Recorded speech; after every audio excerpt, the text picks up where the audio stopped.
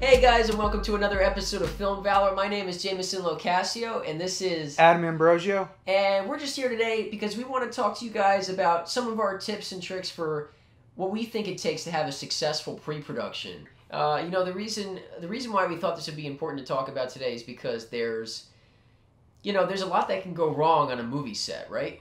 Yeah, and the fact is, if you're going to make any mistakes, best time to make the mistakes is pre-production. That's right, yeah, and sort of, you really can sort of flesh out almost an entire film in the pre-production phase, and I think most people, not most people, but we should say a lot of people that are maybe new to this process underestimate how much you really can work through in pre-production.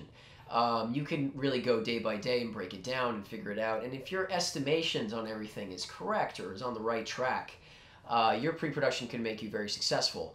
Or it could really hamper you. So that's why we figured we would talk a bit about it today, and just some of our major points and just sort of why we think they're important.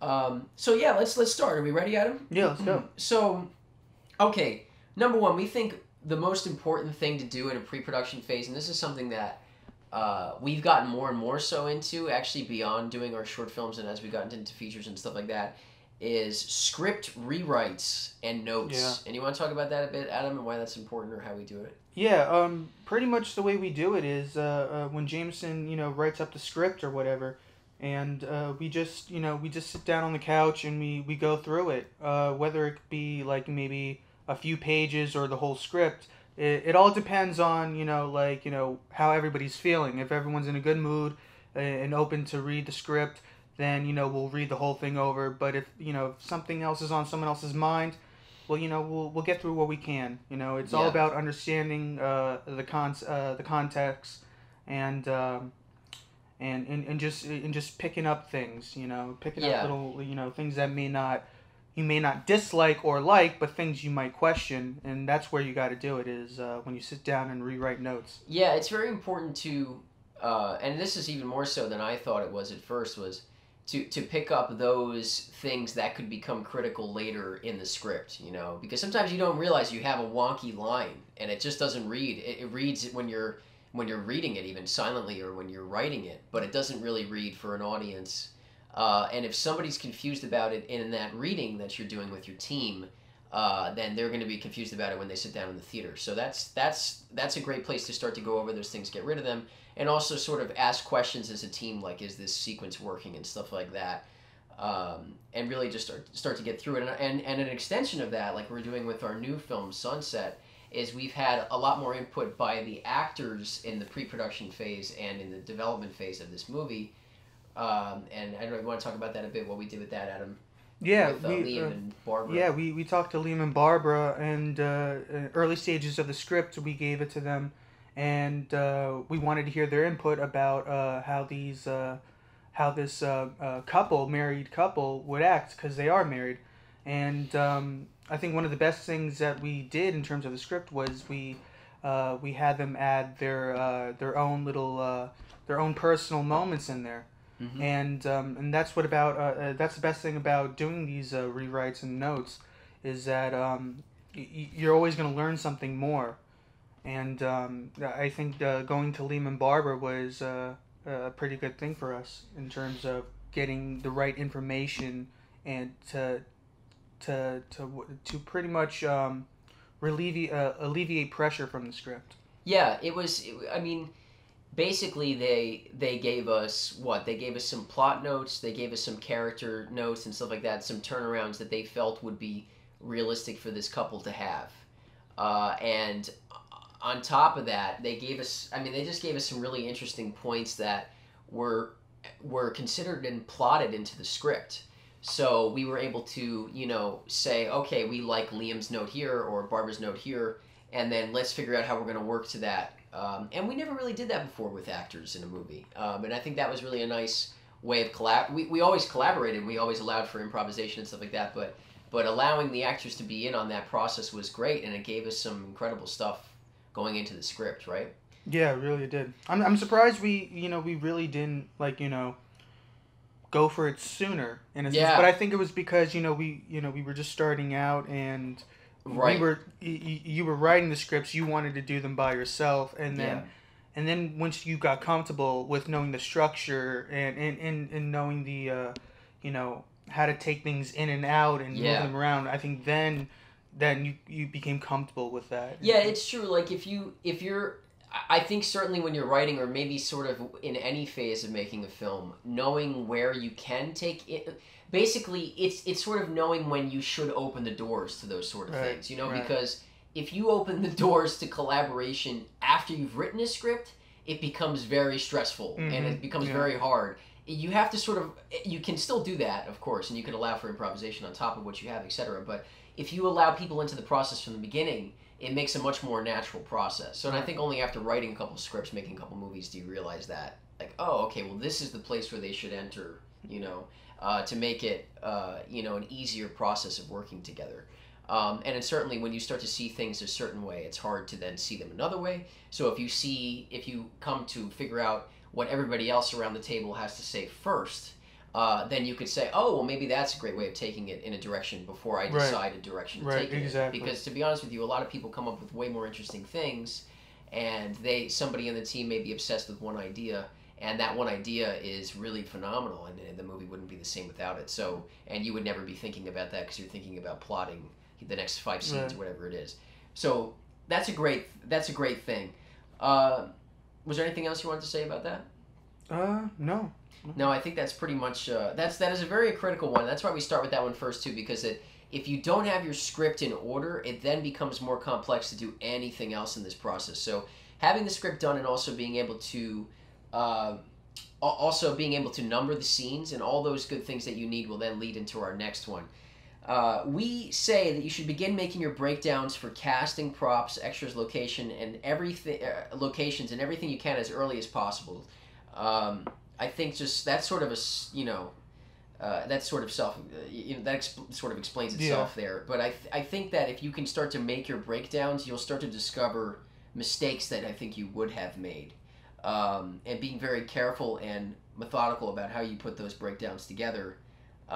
It will save you a lot of time, and then sometimes you'll realize that things were really complicated that you were writing that you didn't realize, right? Yeah, I mean, I think it's a very important topic because this all relates to the budget, and the thing is, you know, if you have the script and it's filled with like 100 locations and 1,000 props and you know.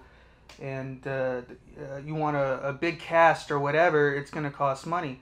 So it's gonna put you in a stalemate when you have the script already done and you don't have this already laid out. Yeah. Because you need to go in knowing, all right, this is how much I have and this is what I could do with it. Right. Absolutely. You know, because you don't want to get yourself in a stalemate where you're locked into the script and there's like.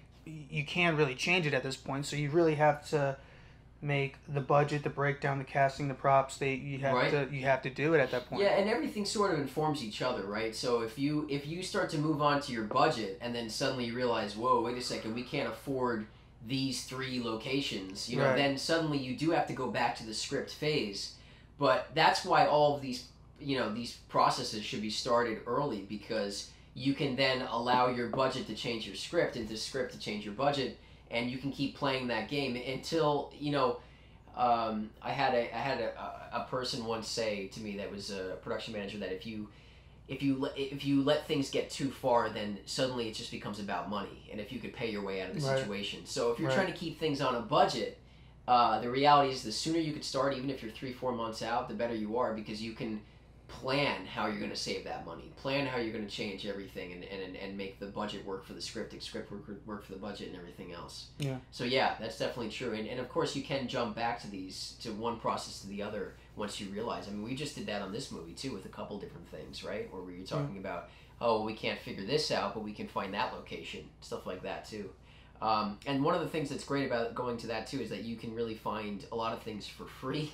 Or if you have enough time to look, right? You can pretty much find anything for free if you have enough time to look. Right? And then I mean, if you start early, you know, with locations, especially with locations. Yeah. I mean, you never know. I mean, you know, there's some nice people out there, you know, just local stores or whatever, and all you have to do is just drive down and ask them, and Yeah. who knows. And if you're on a time crunch and you got a week before production, you'll never think to do Right. that. Yeah. Exactly. And especially like who's gonna go to a store and say, oh, I'm shooting a movie in 2 weeks or 1 week, and I need this location.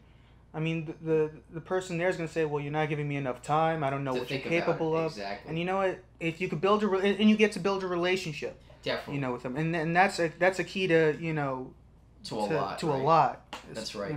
No, I totally agree.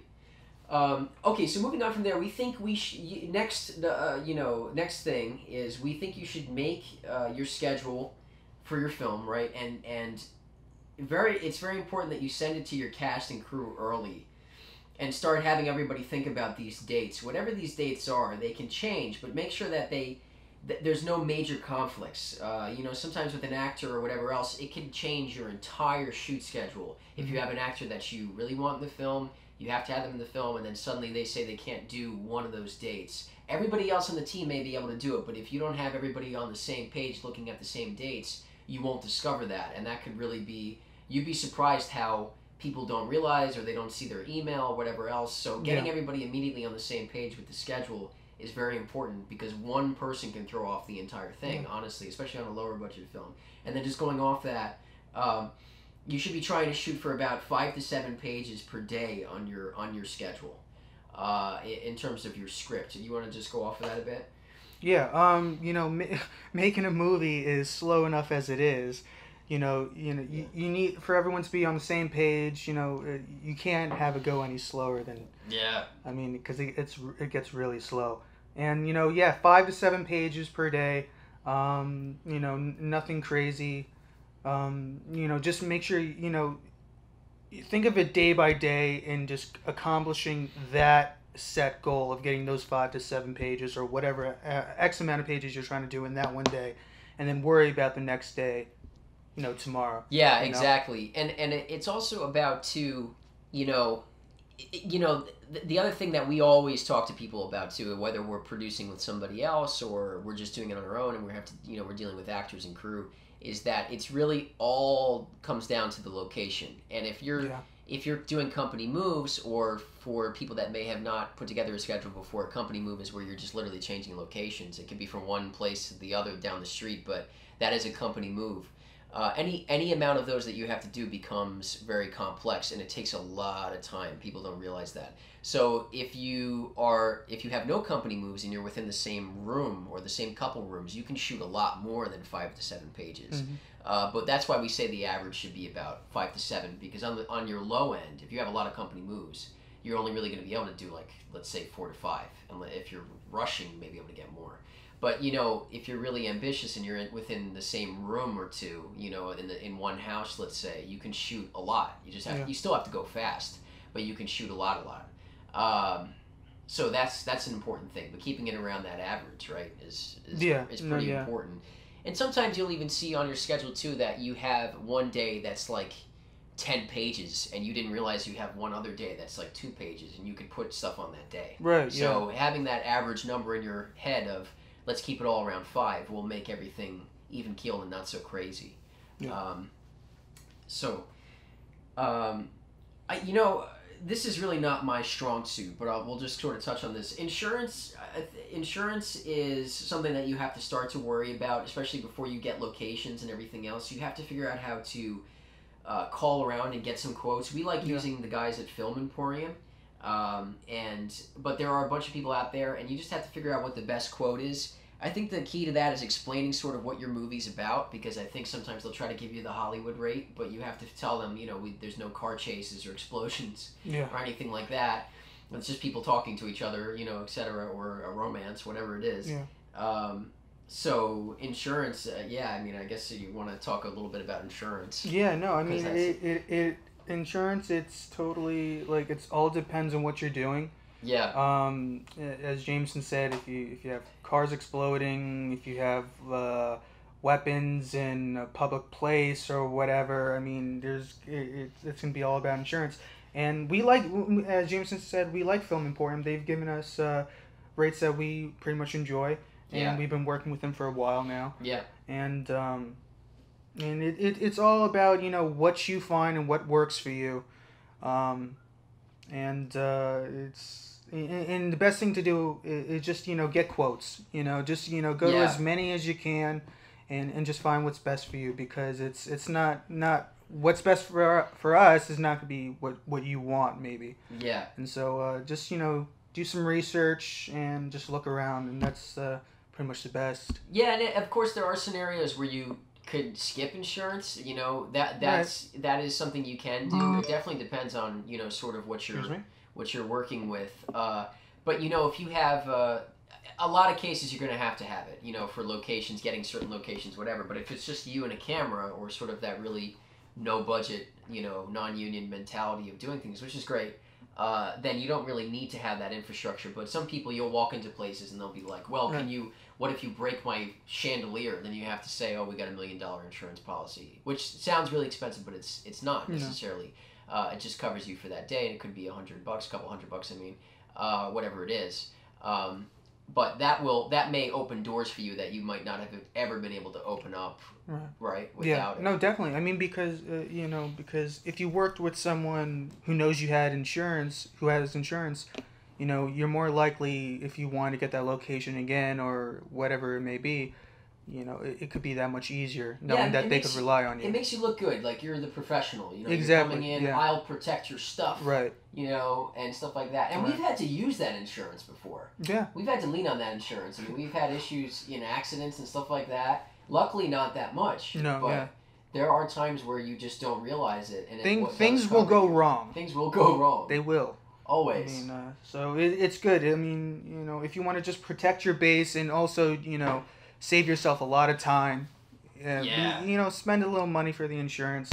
Yeah. It's like we had a freak accident with, I won't say any names or anything, but we had a... The table? We had a... Well, that's a different I'm thing. thinking of the other... Okay. I'm thinking of the car. I'm thinking of our friend's car. So we had... I'll just tell this story quickly because it's kind of... It's not funny, but it is good that we had insurance. Well, luckily I wasn't there, so... Yeah, right. So what happened is the quick story. We had basically somebody who was working on our set. Their car was... We asked them if we could use their car, and we put the simplest light on it. It was like a police car light. And it scratched the crap out of the top of their car. Ooh. Yeah, and that was really bad. Like, it was really bad. But luckily, we had production insurance, and everything was fine. But there's a scenario where that could have been really critical. Now, this person's worked with us a million times since. I don't know if they would have worked with us again if we weren't able to cover that insurance on that expensive car. Yeah. But that was a really serious situation that develops just purely out of, like, who would have been expecting that? You would think a magnetized light that's supposed to go on a car wouldn't scratch the roof, but apparently it does. But anyway, those are the things you can't anticipate, right? So anyway, moving forward. Okay, now we're going back to locations again. Right. You should start looking for your locations as early as possible, right? And you should visit them, right? Yes. Yeah, I don't know if you wanted to talk about that. Yeah, as I said before, build a relationship with, the owners of the place, because, they want to know that you're not going to burn their place down. Yeah, for sure. And eventually, you give them a thanks for, letting us use your, your store or whatever. And then, and then there you go. I mean, you built a relationship with someone, and, they could be there for you later down the road. Yeah. And I mean, I think that's an important thing to say, too, is that, like, if these people become friendly with you or whatever else, it's amazing how much they can help your production, just sort of, even just by staying out of the way, so to speak, which sounds like a crazy thing because you're in their place. But if you make them uncomfortable, they'll really be on top of you, and they'll also try to rush you out and stuff like that, too. So having that level of trust that, oh, these guys are okay, or I know who these guys are, that feeling, which I think starts with the insurance in a lot of cases. But it starts with that relationship of being nice to them, respecting their wishes. Some people have very specific rules on dealing with their stuff. And then we've had people with no rules that just like the actors we had and stuff like that. And their schedule, That's right, and going on their schedule and what they want. And visiting them too is important, because as the director or even as the DP, there may be spaces that you think you have that you don't have. I've been in rooms before where I thought I had like another 5-10 feet, and we suddenly realized you can't do certain setups and stuff like that. So a lot of cases we were always, we're almost always prepared, and we've seen them before. so you know what rigs to deal with and stuff like that. But that's important, is seeing them ahead of time. I would say this is sort of a quick tip too, but get your team digitally unified. We like this idea. If you create a production team email, we've been doing this more often on films. It allows key team members to access it, and if it's not an email, it can be a production Dropbox. It can be a digital folder of some kind. But I've done this on a couple productions, and also we've been doing this recently on our films. That it becomes a nice place to unify people digitally because you're so far away from each other pretty much the entire time, right? I think that's been an effective strategy. That's sort of just a quick tip, but we like doing that, and we think that sort of could help. I like emails better. Yeah, emails. I think a little tip is stay away from group text messaging. Oh yeah. Just stay away from that because it doesn't. I hate that. I can't stand it. Yeah. It's not no. So emails, Dropbox is even better. And just straight up calling people. You know? And calling people, You know? And what's good about this strategy, too, that I realize is it closes that gap, right? Like, that, because you really don't feel, at least I feel like in a lot of cases for me, like, you have to sometimes ask, no matter how neurotic you are about sending emails and everything else, is everybody on the same page? You know, you have to keep asking that. So, having everyone digitally unified in today's day and age is easy to do. Yeah. And it makes you feel like, oh, everybody has seen this, everything is there, it's all together, and stuff like that. So, yeah, and texting, a lot of other sources of information become very confusing. But if you can unify everyone early on, then you cut out a lot of the you get them on the same platform or whatever you're doing. Yeah. That's right, Otherwise it gets too wild. Like, did that person get that one correspondence 20 days ago? Right. Oh, it's like, oh, you didn't send an email, but you accidentally sent it through a text message and or whatever. And then you have to say, like, oh, well, were you checking the team email? Huh? Yeah. See, there you go. Then you don't have to worry about it. Yeah. Not that we would say that to someone, but it would be a valid point. Yeah, that would piss someone off very easily. Yeah, probably, yeah. So for, and this is just another thing too, I think for directors out there, I would begin your storyboarding, of course, as soon as possible. If you're not the kind of director that storyboards, I think you're crazy. But you can do that, and a lot of people do that, I guess, out there, and then maybe they do it from memory, however they do shooting, shot lists and stuff like that. I don't personally like doing that, but a lot of people don't like drawing. They just want to make lists and stuff like that. But whatever your strategy is, that's great. Just start it as soon as possible because you'll realize that there's issues and things to work out. And if you could start meeting with your DP early on and talking about your schedule, it's important to think in realistic terms about how much time do you really have to get that shot that you're talking about. And planning how many different rigs are you going to be on, because there's a lot of conversations you have to have with director of photographies, with DPs I should say, about what rigs you're using, because suddenly you think you can use 5 rigs in one scene and you can't. You got to use 2 or maybe just 1 because you literally have no time. So that's an important thing in thinking about if you only have an hour to shoot X thing, like how are you going to get this done in a reasonable way that still is part of your vision. So being able to plan that, and of course the other thing is that when you get to set, you're going to have to throw all that out anyway. So just having that plan together will help you throw that out in a more, I think in a more meaningful way that you can sit there and say, well, we still went to a plan. Now, how about Adam, you want to read this part? Look at this next very important one. Oh, yeah. The key, this is the key. Listen, pay attention, everybody. The key to a successful pre-production is to begin planning as early as possible. That's right. Right? Early. That's the most Everything important has thing. to be early, pretty much. Yeah, I mean, we've done pre-productions for 3 or 4 months. I mean, we've had pre-productions going on a long time. And people say, like, that's crazy for a low-budget indie film. But I don't think it's too crazy because you sit there in month 1 and you're like, yeah, we're good. Yeah. And then you realize month 2 you didn't know anything in month 1. And then by month 3 you realize you're really panicking because you've been working on this for weeks but you still are finding problems. And then by month 4 you solve most of the problems, you know what I mean? Yeah. And that you're pretty much ready to go, but there's still new issues coming up. Right. So that's the thing that I think people don't realize is that you gotta There start is planning. time, yeah. There is time, and you need to give yourself time. That's right. Do it at your leisure, where you're, luckily we're, we work another job, but for the most time, we're home, we're talking about the script, doing pre-production, and we're doing it now because we're not going to have any time, you know. Yeah, absolutely. You know, when the ball gets rolling. I've had situations before where literally we're changing the ending of the movie a couple weeks out, you know, or like a month or so out. And that sounds crazy, but there are crazier situations out there. But it's because of such a long pre-production that you sit back and really think about it. What is going to make this movie best? What is the best scenario? And if you sort of get into that mindset for a long period of time, you'll be amazed on how many things you'll discover. So if you're out there, you're trying to raise money, and you have a realistic budget goal, and you think you're going to get there, but it's going to take you maybe a couple months or whatever else, then start pre-production and start putting the movie together, because you'll be amazed at how much more you'll accomplish over those couple months of thinking about it while raising money, while doing everything else, and being in that mode, right? And you're gonna have to learn it. You know, you're gonna have to learn pre-production.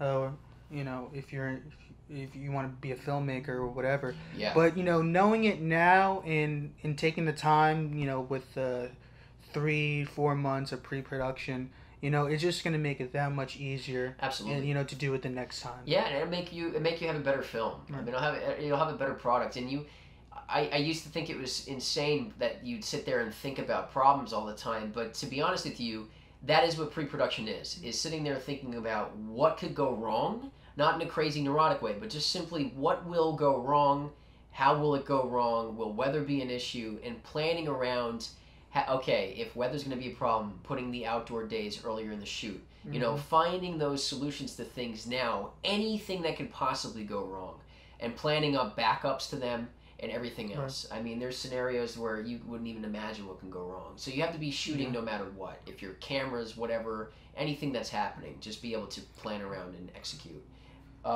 Expect the unexpected. That's right. And yeah, I mean, I think just sort of on a final note here, if you can start planning your production early, I think not only will you be prepared, you'll also slowly discover these issues along the way, that in a casual way too. That's the important part, people. Having that anxiety on set of, whoa, there's a problem, it is so much tougher to deal with than sitting there saying, oh man, we're gonna have a problem in 3 months. You know what I mean? That then you get panicked, but you'll figure it out. You'll find solutions, even if it seems really insurmountable, or you'll write it out of the script, whatever you need, and you'll work through the problems before they become critical. So I think with that said, we just want to thank you guys for listening to another episode of Film Valor. We hope you enjoyed, and we hope you go out there and prepare for your pre-production, you're successful in your pre-productions, and ultimately your productions in your post with some of these tips. This is Jamison LoCascio and Adam Ambrosio. And we're just signing off. Thank you very much. Take care.